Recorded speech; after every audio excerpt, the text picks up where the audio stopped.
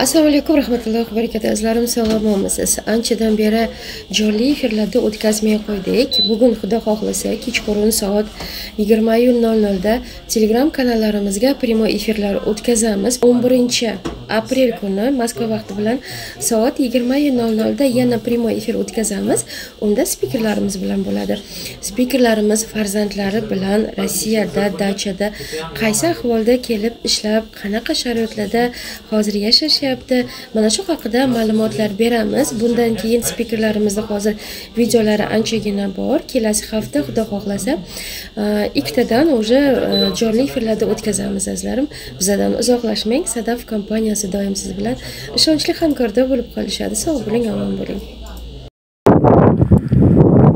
Assalomu alaykum. Sadaf kompaniyasi orqali ishga kiraman degan hamyurtlar. Mana biz xotin mana shu dachaga ishga kirgandik. Sadaf kompaniyasi orqali 2 yildan buyon shu dachaga ishlayapmiz. Mana men kamroq video orqali yutishga harakat qilaman. Mana bu kiradigan, mana shu yerdan kiradigan xodi.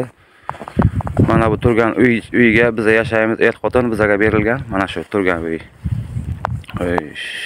Mana bu uyning egasini o'zi turadigan uyi. Bu garaj, transportlar, sinaga hovuz, kvadrotsikl, shunaqa turadigan joy garaj.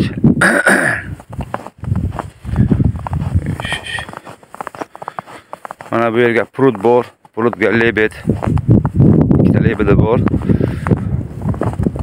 Bu yerdan boramiz, bu yoqqa tavuqlari bor, bir 40 ta tavuq, teplitsa bor, ikkita и огороды.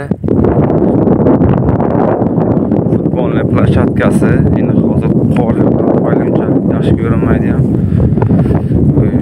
Mana bu futbolni plashatkasi, mana bu daryonlar, buga besetka, letni besetkasi. Mana bu to'ylarga mana ikkita turibdi, bu yoqda ozgina zapovednik qirqtacha alellari bor. Alellarga qaraymiz, mana shu yerlarni qo'lini tozalaymiz.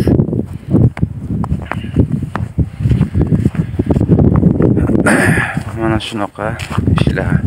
Sadaf kompaniyasiga katta rahmat. Men hozir mana uy turib, uyning egasi turadigan uyni ham ozgina ko'rsatib o'taman. Mana shu yer plashatkasi.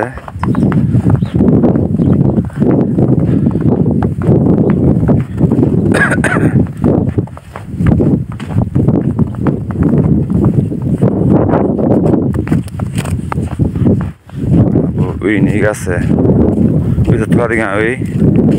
Bu Xatnoy kunlarga keladi.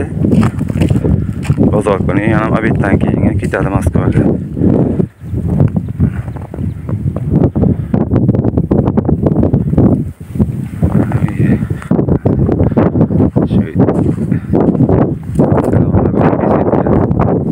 Letni besetkasi.